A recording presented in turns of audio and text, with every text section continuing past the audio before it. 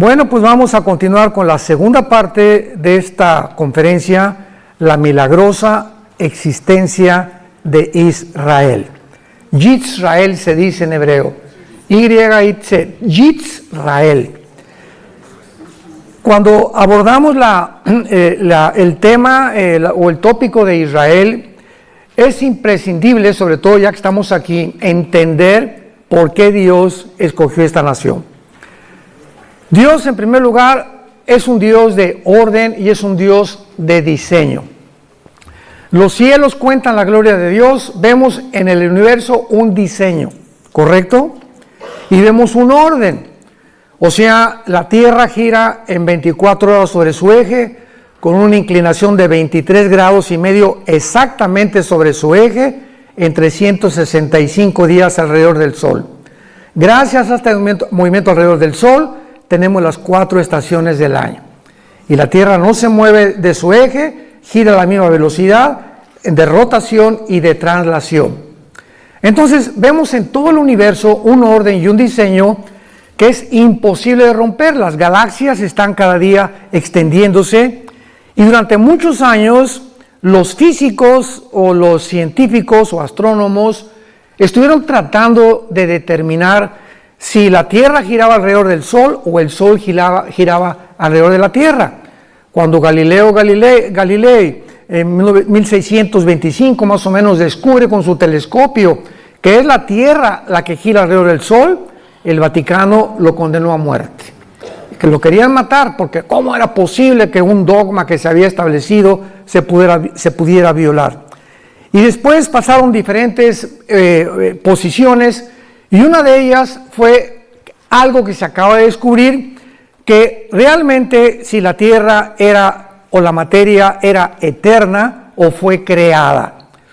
Entonces muchos astrónomos y científicos comenzaron a alegar que pues el universo realmente tenía que haber tenido un principio, y cuando comenzamos a entender la Biblia, por ejemplo en Hebreos capítulo 1 que dice, Señor, los cielos envejecerán, pero tú permaneces igual, nos muestra lo que hasta que se descubrió la primera y la segunda ley de la termodinámica, que es la ley base de todas las disciplinas científicas, porque todo se basa en la primera y la segunda ley de la termodinámica.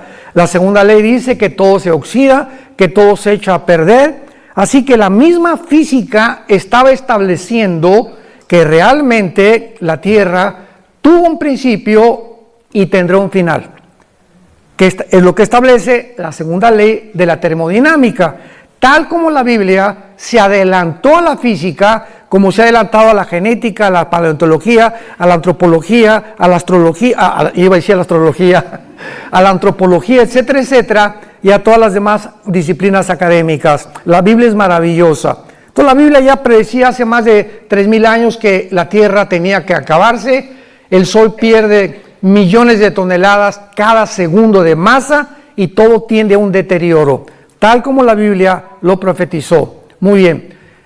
Una vez que Dios hace todas estas cosas, el orden y el diseño, crea al ser humano. Los ángeles fueron creados antes que nosotros, y es lógico que al crear al ser humano, Dios nos tenía que dar leyes, y a Dios le interesaba, por supuesto, que esas criaturas que somos nosotros, pudiéramos estar conscientes de su existencia. Los animales, los changos, los cocodrilos, los conejos, las tortugas, los insectos, las aves, no tienen conciencia de Dios. Y esta es la más grande diferencia. Si alguna persona me dice, ¿cuál es la diferencia entre nosotros? Como una vez a mi esposa y a mí nos dijo el pediatra de nuestros hijos cuando eran chiquitos, acostamos a Caleb un día, lo tenía examinando el pediatra, y nos dice, miren el hoyito que tiene aquí en el coxis, es donde teníamos la cola.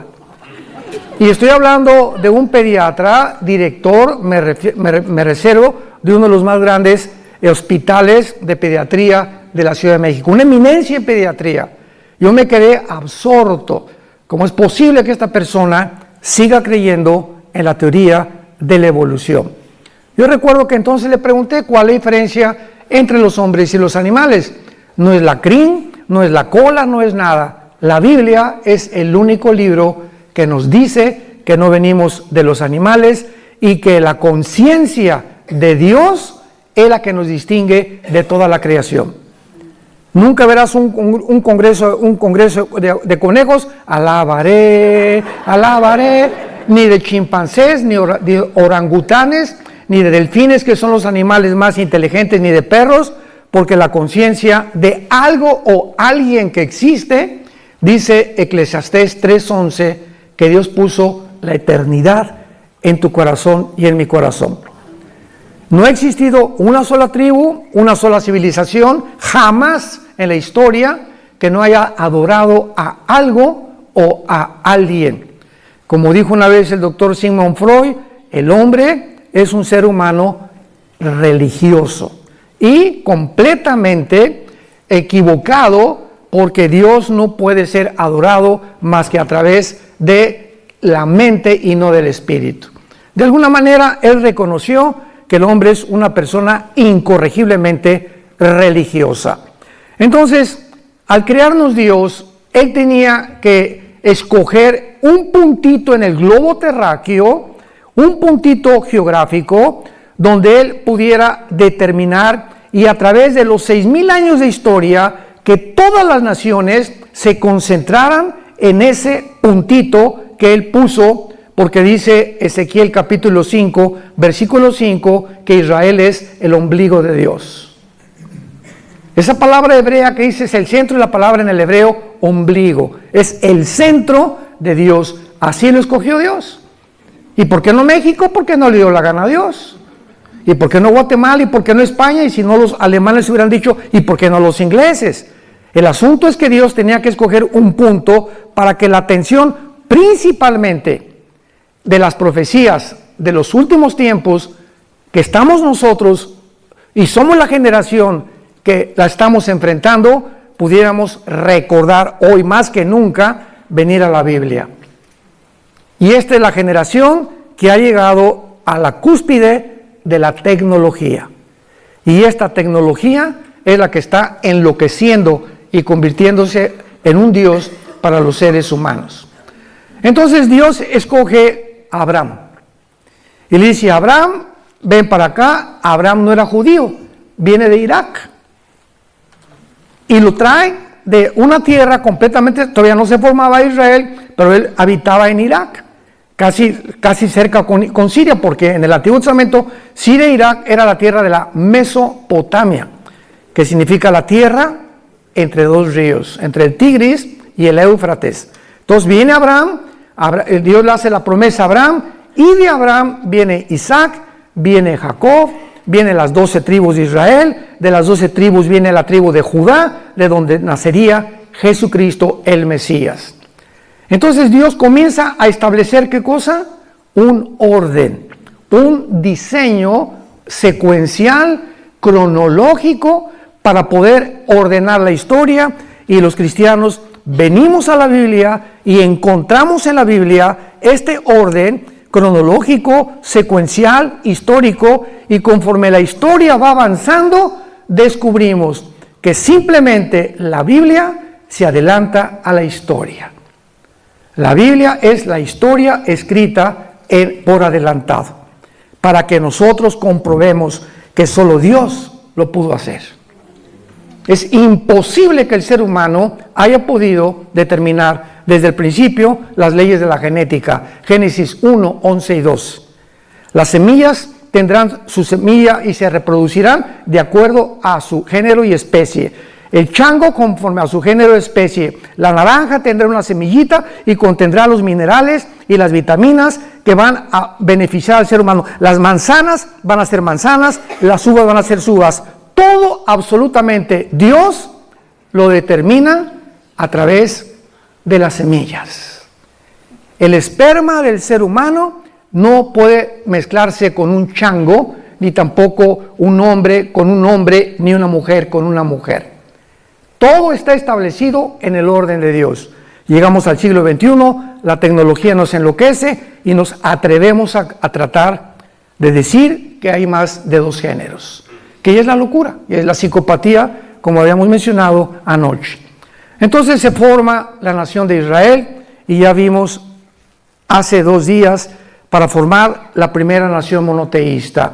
Todas las tribus que habían alrededor de Israel eran paganas, idólatras, llenas de ocultismo, adoraban a Satanás o a Baal sin que ellos supieran, a Astoret, a Astaratis y a todos estos ídolos que dice la Biblia, detrás de ellos se encontraban demonios. Entonces Dios escoge una nación para que a través de ellos venga el Mesías, y a través de todas las generaciones, llegamos a Lucas y llegamos a Mateo, encontramos algo completamente excepcional en la historia de la heráldica del ser humano. ¿Qué cosa es? ¿Tú te acuerdas quién es tu la abuela? Ahora saben lo que acaban de descubrir dentro de la genética, que genéticamente tú puedes decir, bueno, pues porque mi esposo y yo no hicimos un examen que mandamos salir o no sé qué cosa, y nos dijeron que teníamos mezcla de qué nacionalidad. Pero se está descubriendo que no puedes llegar a más de 5 o 6 generaciones, porque tal vez octava o décima generación tenías otra ascendencia completamente diferente, porque hasta antes de la 7ª o 8ª generación, genéticamente es imposible ya deducir de dónde vienes tú, o sea, tu origen realmente.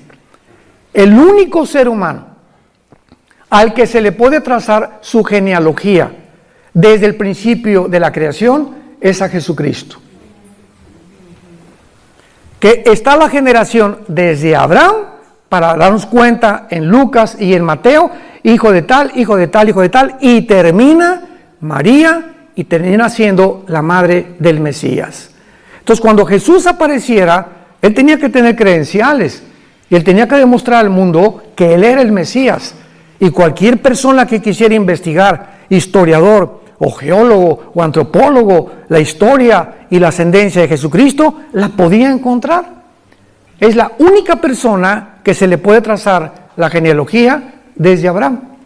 Y lo hizo Dios a propósito para que entendiéramos que a través de esa nación que es Israel, era el único pueblo monoteísta.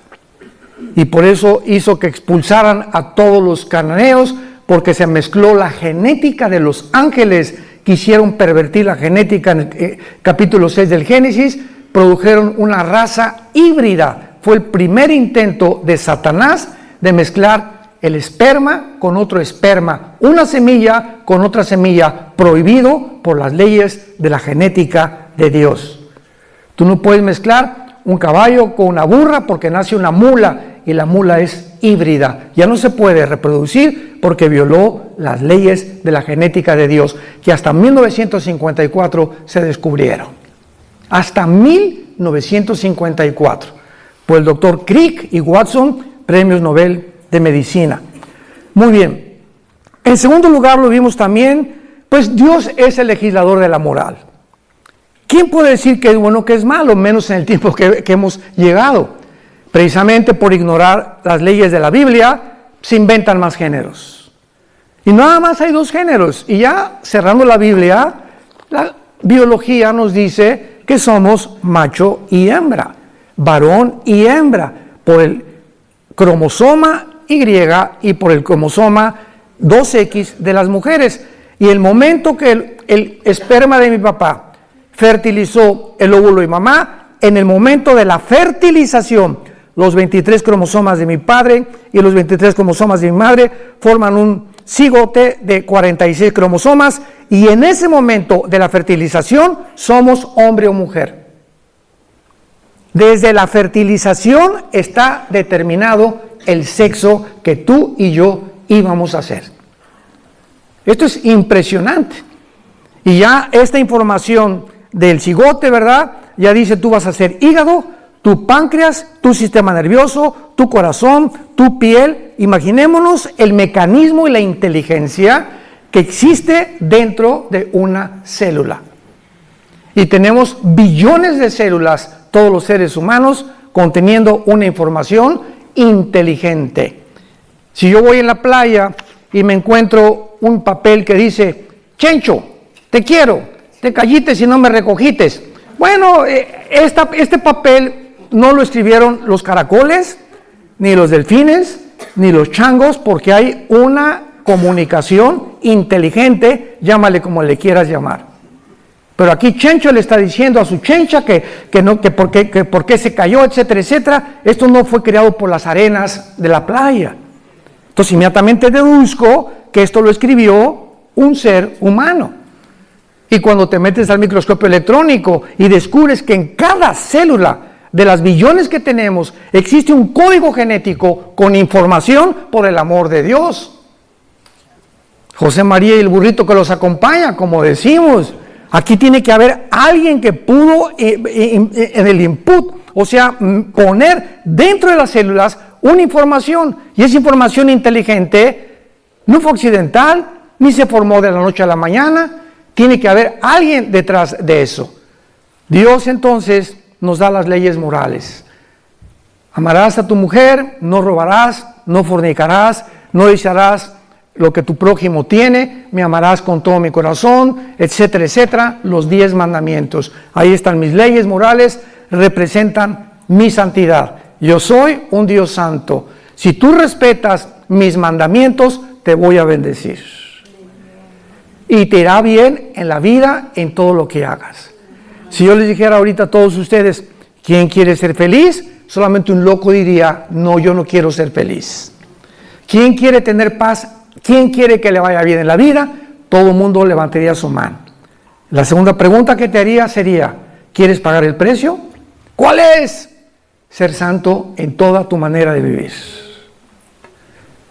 Y cuando hablo de la santidad, hablo del corazón, no de la boca para afuera.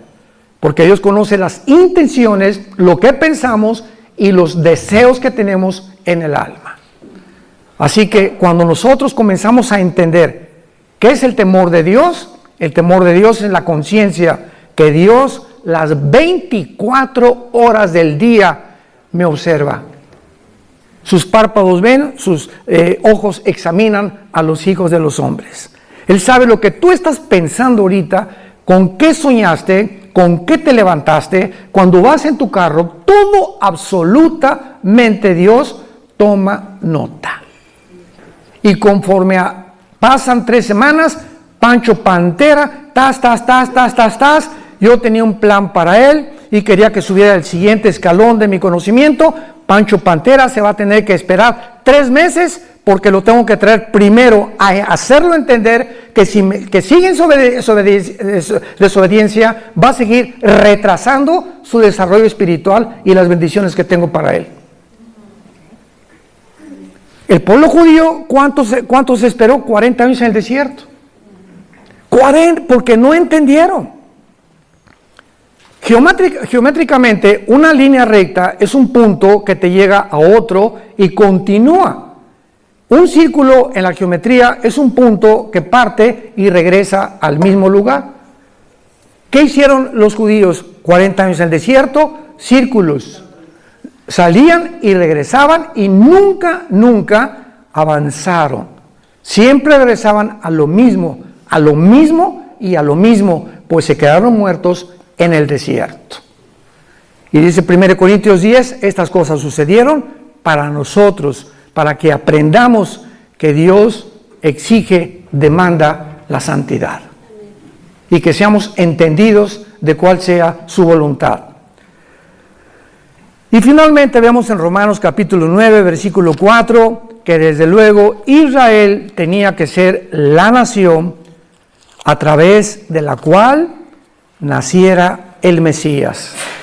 Y como el Mesías tenía que ser varón, pues tenía que traer el cromosoma Y. ¿Me van siguiendo? No el X de las mujeres. Entonces, cuando visita el ángel Gabriel a María y le dice, vas a ser mamá, dice María, pues José y yo ni a Cancún nos hemos ido, ni la luna de miel, y me van a acusar de adúltera, y va a pagar un precio altísimo a María de embarazarse sin estar casada.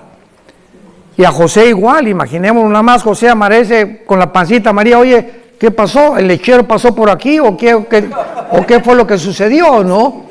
El ángel también le dice a José, el santo ser que va a nacer va a ser llamado Jesús, que significa, o en Yeshua en hebreo, el Salvador. Entonces, José no podía poner el cromosoma Y en el óvulo de María. José no podía fertilizar el óvulo de María porque el pecado se transmite genéticamente. ¿A través de qué? A través de la sangre. Dice la Biblia, te permito todo menos comer sangre. ¿Cuál misterio tenía la sangre? ¿Y por qué sería la sangre de Cristo la que nos limpiara? Porque la sangre representa la vida. Levítico 11:17, cuando Jesús derramó su sangre, derramó su vida. Dice Levítico 11:17, porque la vida de la carne está en la sangre. Apunta a esto. La palabra vida en Levítico 11:17, si no me equivoco, es la palabra nepej, que se escribe nepesh en el hebreo, que es la traducción que se usa para designar el alma humana. El alma se encuentra en la sangre. El espíritu lo da Dios en el momento del nacimiento. Pero el alma se transmite de generación en generación. Si tú tuviste una abuela bruja hace cierta cantidad de años y se muere la abuela bruja de la familia Pancholín, para poner otro nombre que no vayan a asustarse, entonces el espíritu que estaba en el espíritu de tu abuela va a buscar hijos de tu abuela que tengan la tendencia del ocultismo y la brujería para perpetuar, se llaman espíritus familiares, para perpetuar la brujería en esa familia.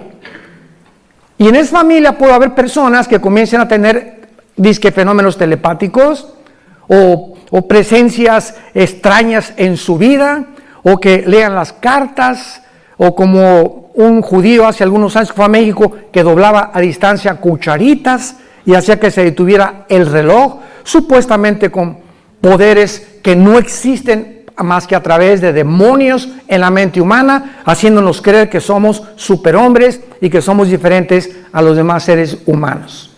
Entonces, cuando estudiamos profundamente la Biblia, podemos entender tantas cosas que suceden a nuestro alrededor.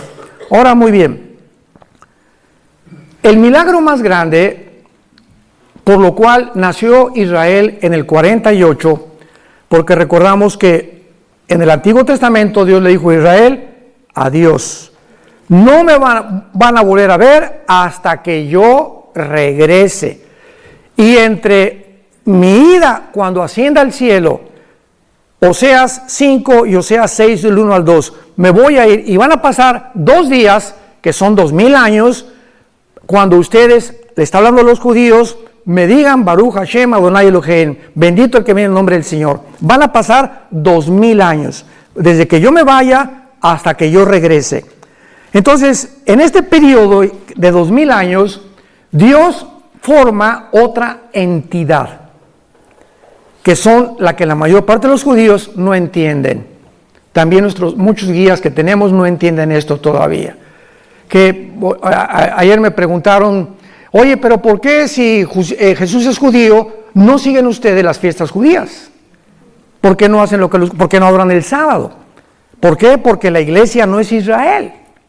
La iglesia es otra entidad que no existía en el Antiguo Testamento. En el Antiguo Testamento el Espíritu Santo al Kodosh bajaba sobre Sansón y le daba fuerzas a Sansón. El Espíritu Santo se iba y Sansón era como cualquier hombre normal. Venía sobre David el Espíritu Santo y escribió el Salmo 22. Dios mío, ¿por qué me has desamparado? Jugaron sobre mis ropas fuertes, mi corazón fue como la cera. Estaba David escribiendo la crucifixión 1000 años antes de que Cristo naciera. Casi 3000 años antes de que Cristo naciera, por la inspiración del Espíritu Santo. Isaías 53. He dado mis manos y mis pies, sobre mi ropa echaron suertes, etcétera, etcétera. Isaías estaba escribiendo 700 años antes de la crucifixión de Jesucristo. Viene la iglesia, que no es Israel, y entonces el Espíritu Santo baja de manera diferente a como operó en la administración en la economía, o se conoce como la dispensación de la ley. Y ahora el Espíritu Santo baja sobre la nueva entidad que se llama la iglesia. La palabra iglesia viene del griego, de una raíz y de una palabra, si lo quieres apuntar, ek, que es un prefijo que significa fuera, iglesia, que se llama llamados. Entonces, eclesia significa los llamados fuera, porque somos llamados fuera espiritualmente del mundo. Entonces el Espíritu Santo viene sobre nosotros, entra sobre nosotros y nos sella. 1 Corintios 6, ¿qué no sabéis que el Espíritu Santo mora en vosotros y que ya no sois vuestros hasta el día de la resurrección? Cuando tú mueras y cuando yo muera, el Espíritu Santo ya no lo necesitamos. Nos vamos a la presencia de Jesucristo.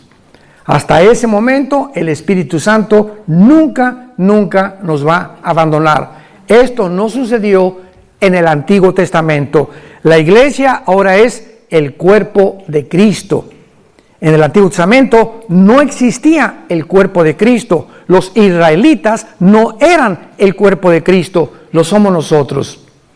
Y cuando venga el rapto, solamente los que están en Cristo, en el cuerpo de Cristo, o sea, desde Pentecostés hasta el día del rapto, nos vamos con el Señor. Los judíos resucitarán al final de los 7 años de la tribulación, en la segunda venida de Cristo. Daniel 12, 1 y 2. Pero Dios tenía que preparar y avisarnos que ya venía, antes que los judíos. Y se los voy a explicar. Cuando Jesús vino, preparó el Bautista su venida a través de los bautizos. Y comenzó el Bautista a gritar: arrepiéntanse y hagan frutos de arrepentimiento, porque viene alguien que no soy digno de desatar sus zapatos. Juan el Bautista era primo hermano de Jesús. Y Juan el Bautista nació 6 meses exactamente antes que su primo hermano, que Jesucristo. Isabel era parienta de María. Entonces, cuando aparece Jesucristo en el río Jordán, mañana en el río Jordán, Juan el Bautista estaba bautizándolos para arrepentimiento de pecados, preparando el camino, porque habían pasado 400 años sin palabra de Dios. De Malaquías hasta el Bautista, Dios no le había vuelto a hablar a Israel. Entonces nos imaginamos la dureza del corazón, que hasta lo rechazaron y lo crucificaron, porque en 400 años el corazón se les endureció. Tenía que el Bautista venir antes y comenzar a preparar el corazón para que cuando apareciera Jesucristo, el terreno estuviera flojo. Yo no puedo sembrar en un terreno donde está dura la tierra. Tengo que meter un azadón y rascarle para aflojar la tierra y aventar la semilla y pueda crecer.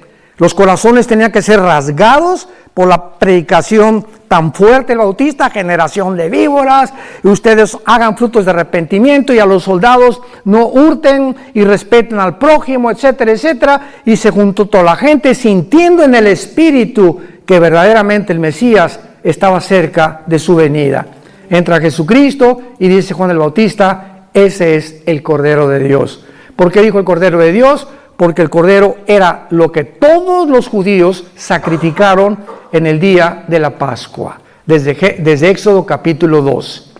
Entonces, Dios tenía que preparar a Israel, y si Dios iba a regresar con Israel, en el 48 vino la resurrección nacional. Veamos ahora rápidamente la preparación de Dios para que en el 48 no surgió accidentalmente una nación formada en un día, el 14 de mayo. Veamos cómo desde el siglo XVIII, desde el siglo XIX, comienza Dios a levantar y preparar el camino, porque Dios nunca hace nada sin antes preparar. Tú no eres ingeniero sin preparación. No eres psicólogo sin preparación.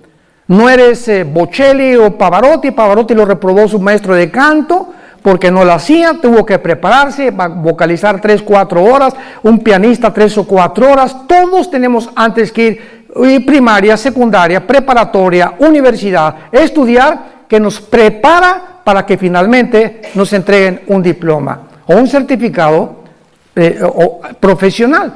Entonces Dios también trabaja de la misma manera. Él no puede actuar de una forma accidental. Y cuando descubrimos lo que hizo Dios antes, para que veamos cómo estos eventos de la historia no fueron accidentales, nos va a abrir los ojos para comprender la grandeza de Dios. El Éxodo fue uno de los milagros más grandes que Dios hizo en el Antiguo Testamento, porque no cabe duda que fue el milagro más portentoso de Dios en el Antiguo Testamento. Rodeados por un lado los egipcios, enfrente del mar. Ahora sí que para esto nos sacaste, Moisés. Estamos entre la espada y la pared, y de una forma milagrosa le dice Dios a Moisés: diles que se estén quietos, shalom, que no se muevan y que vean lo que voy a hacer. Y de repente Dios abre el mar y entra todo Israel, atraviesa el Mar Rojo, viene el faraón con los egipcios y al meterse al Mar Rojo hunde sus carrozas y mata a todo el ejército del faraón. Este milagro debía haber quedado impregnado en las mentes de las futuras generaciones de los judíos. Y los judíos tenían la obligación de enseñarles a sus hijos, a sus nietos, etcétera, etcétera, acerca de este milagro, porque les serviría para recordar que Jehová pudo librarlos ¿de qué? De la esclavitud de Egipto. Hijito, ¿sabes por qué somos libres? Porque hace tantos años Dios hizo un milagro impresionante. ¿Qué abuelito? Abrió el mar, de veras sí, lo abrió de lado a lado y nuestros padres lo atravesaron.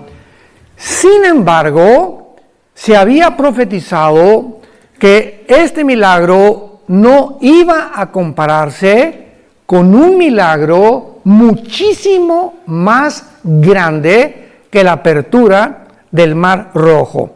Veamos esto en Jeremías capítulo 23, versículos del 7 al 8. Porque para que Israel volviera a nacer, Dios tendría que seguir realizando muchos más milagros que nada más dividir el Mar Rojo. Y veamos algunos de estos milagros que Dios hizo para que Israel sobreviviera en nuestros días y la forma como Dios trabaja en la historia humana.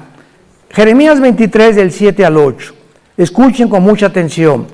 Por tanto, dice el profeta Jeremías: vienen días, dice Jehová, en que no dirán más. Ya no van a acordarse de qué cosa.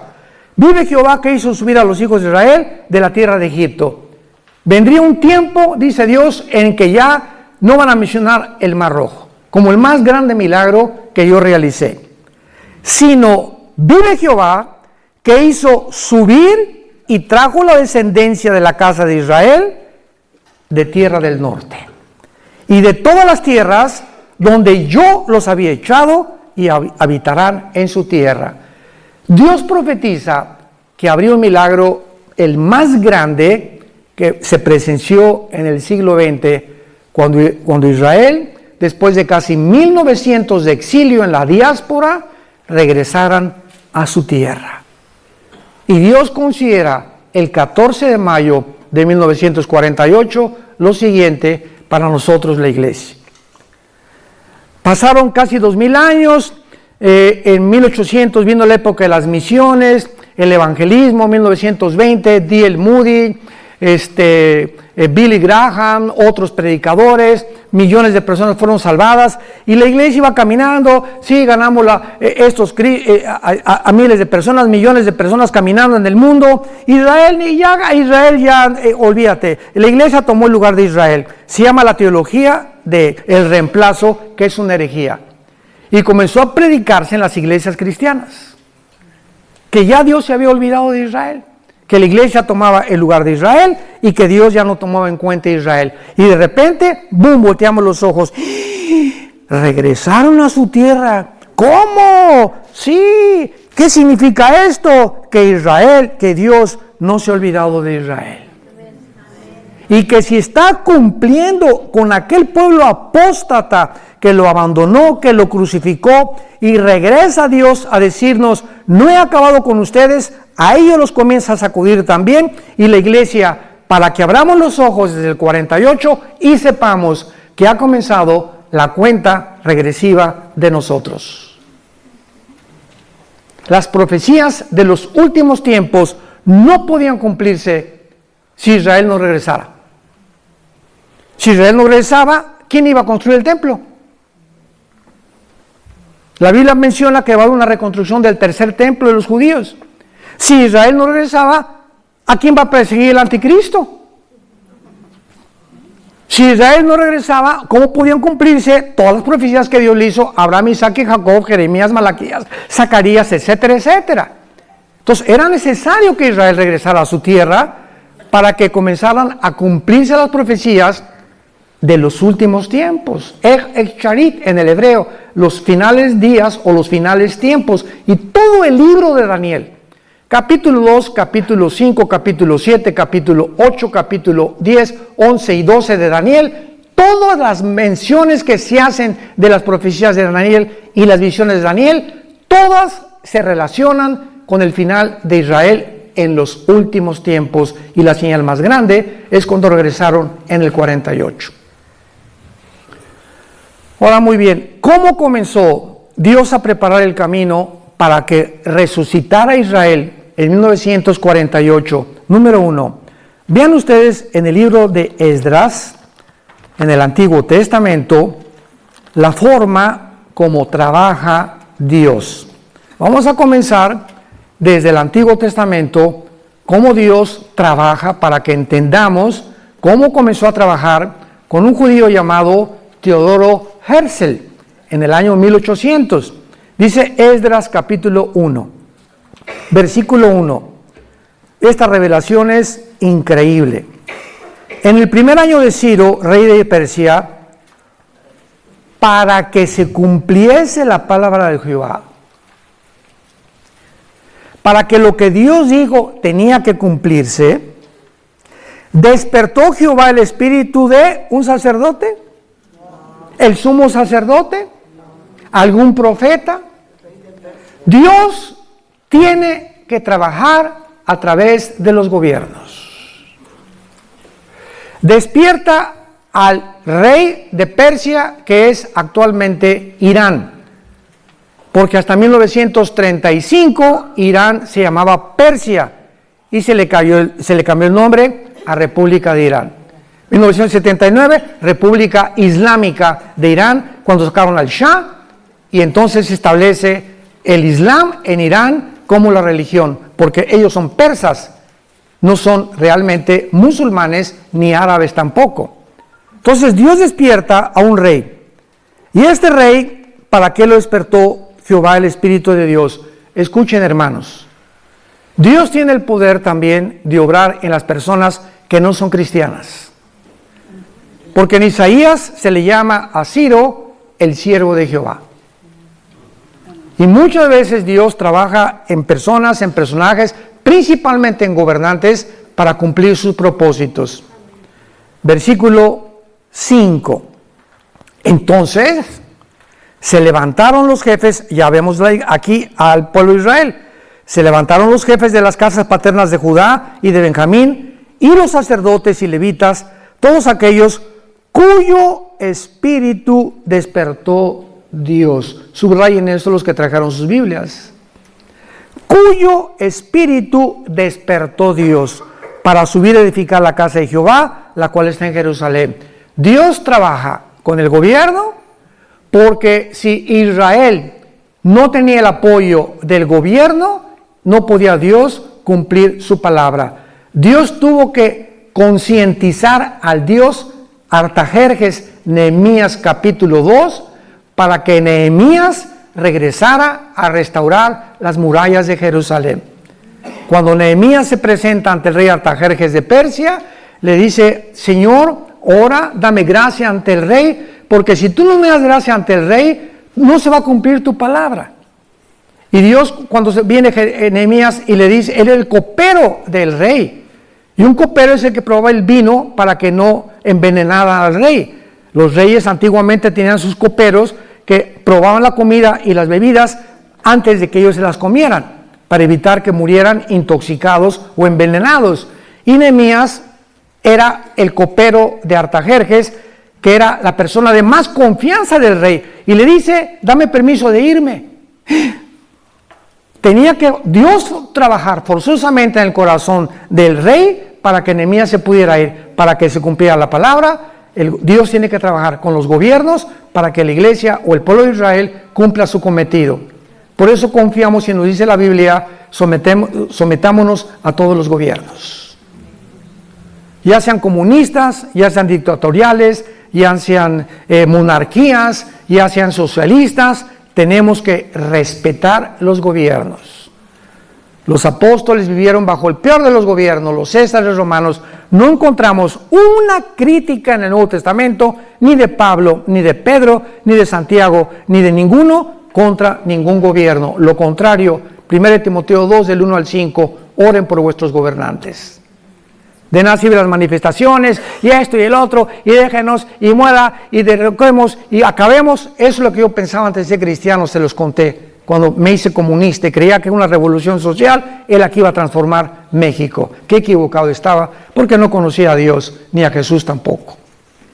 Entonces, ¿qué fue lo que pasó? Despertó Dios la conciencia de un judío llamado Teodoro Herzl. Y vemos nosotros que en el año 1800, más o menos, me dijo Isaac, eran como el 90, bueno, entre 85 y 90, este judío lo despierta el Espíritu Santo y comienza él a soñar que Israel ya tenía que regresar a su tierra. Y a principios del siglo XX, entramos al siglo XX, no había ninguna señal que pareciera indicar que Jesús regresara. Al comenzar el siglo XX no había ninguna señal que pudiera decir, nos encontramos en los tiempos finales. La primera en aparecer fue la declaración de Balfour, o de Balfour, decretada el día 2 de noviembre de 1917 por Balfour en Inglaterra, donde él apela a la Liga de Naciones para que ya Israel se le considere que regrese a su tierra. Pero había un problema. ¿Cuál es el problema para que regresara Israel a su tierra? Pues que el Imperio Otomano Turco, durante 500 años aproximadamente, gobernó el Medio Oriente. Pero tuvo que venir la Primera Guerra Mundial, otra preparación de Dios, que usó la Primera Guerra Mundial Dios, para que comenzara realmente a despertar el interés en las naciones, que los judíos tenían una nación y que se les tenía que regresar. En 1917 Palestina incluía al Israel moderno y a Jordania, pero en 1923 el general Allenby, inglés, entra a Egipto y derrota al Imperio Otomano.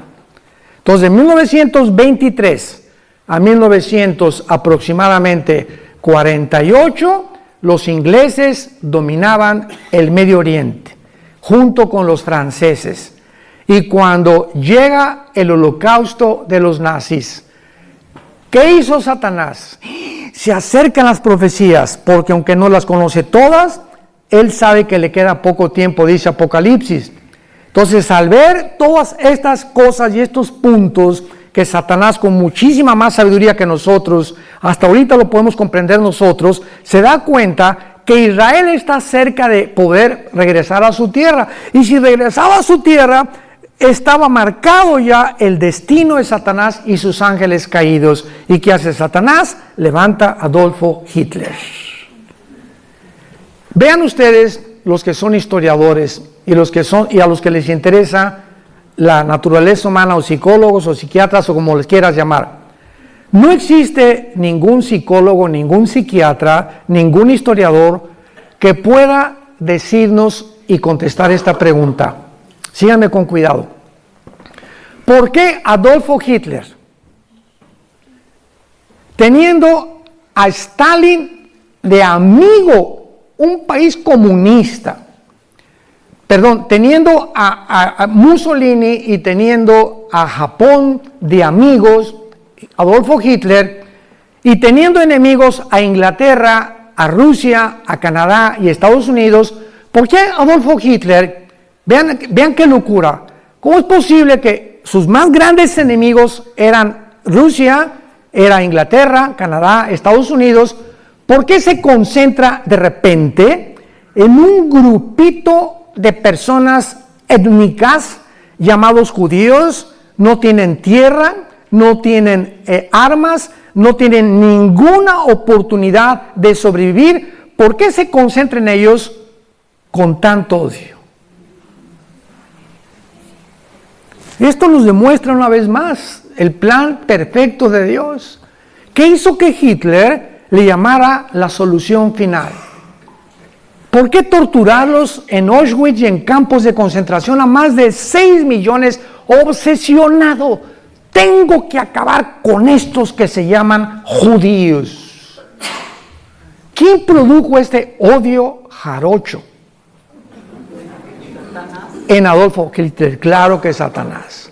Así es. ¿Y por qué Satanás produjo esto? Porque vuelvo a repetir, él sabía que si no se comenzaban a eliminar a los judíos, las profecías tenían que cumplirse, y eliminó a 6 millones. Dios no permitió que eliminara a todos los judíos. Los judíos sobrevivieron el holocausto, y esta fue otra de las señales que Dios mandaba al mundo. Si Hitler los hubiera exterminado, no existiría la nación de Israel. Vean cómo a través de los eventos de la historia podemos ver la mano de Dios desde arriba. Dios le ha dado libertad al ser humano, pero Dios es el que controla el destino de la historia humana. Que parecen contradicciones, ¿verdad? A pesar de que Dios nos ha dado la libertad y el libre albedrío, al mismo tiempo Dios tiene el control del final de la historia humana. Y la historia humana va a terminar exactamente como Dios lo estableció. Entonces, no hay duda que los eventos de 1917 marcaron el inicio del regreso de Israel. Pero veamos algunas otras cosas más, aparte de que se previno el genocidio nazi. Cuando llegan los ingleses, todo lo que es el Medio Oriente no estaba como está ahorita. No está como está ahorita. Vean ustedes en Lucas. Esto es increíble y maravilloso. ¿De qué forma Dios comienza a organizar el Medio Oriente para que nazca Israel? Lucas 21, versículo 29 al 32. Y con esto terminamos. También les dijo una parábola. Vean con mucha atención la Biblia. Mirad la higuera y, si leen Mateo 24, nada más dice la higuera. Pero Lucas agrega y los árboles.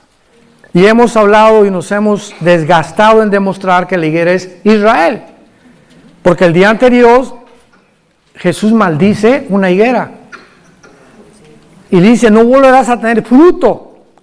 Está maldiciendo simbólicamente a la nación de Israel.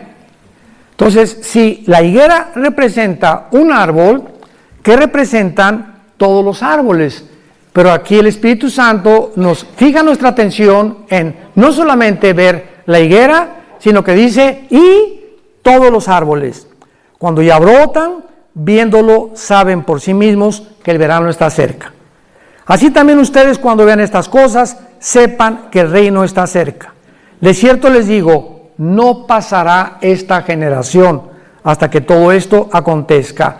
Los ingleses y los franceses, se formó el Medio Oriente, todo junto con Israel, en menos de 15, 20 años, tal como lo conocemos actualmente, para que naciera Israel. Escuchen esto ustedes. Afganistán se forma en 1919.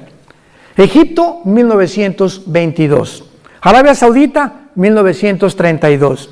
Persia o Irán, 1935. El Líbano, 1943. Siria y Jordania, 1946. Israel, 1948. En menos de 30 años, en el siglo XX, se independizan y se forman las naciones que forman actualmente el Medio Oriente y que tenían que existir para que Israel resurgiera y renaciera y resucitara, y estas naciones alrededor se convertirían en sus más acérrimos enemigos.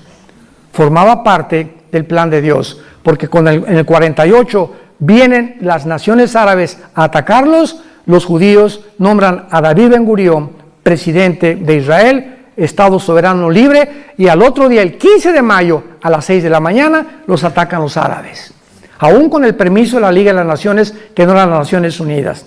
1956 viene otra guerra. El 67, vamos a hablar de ello, es la guerra más milagrosa de la historia, de acuerdo al general Schwarzkopf, que fue el presidente de la cadeta de militares West Point y que fue el general de la guerra del Golfo Pérsico, que dirigió todos los ejércitos, 29 ejércitos contra Saddam Hussein para sacarlo de Kuwait. El general Schwarzkopf dice en su libro, en sus memorias: en la historia de la milicia y de las guerras nunca ha habido una guerra tan milagrosa como la guerra de 1967, la guerra de los 6 días. Y le preguntaron ¿por qué? Y contestó ahí en su libro el general Schwarzkopf, y dice así: porque los israelitas tenían 12 a la 15ª potencia de salir vivos. ¿Conocen ustedes lo que se llama la ley de las probabilidades? Aquí seremos 300 personas.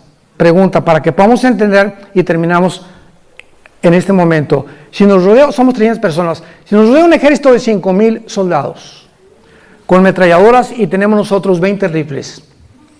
Dentro de las leyes de las probabilidades, ¿cuántas tendríamos de salir vivos?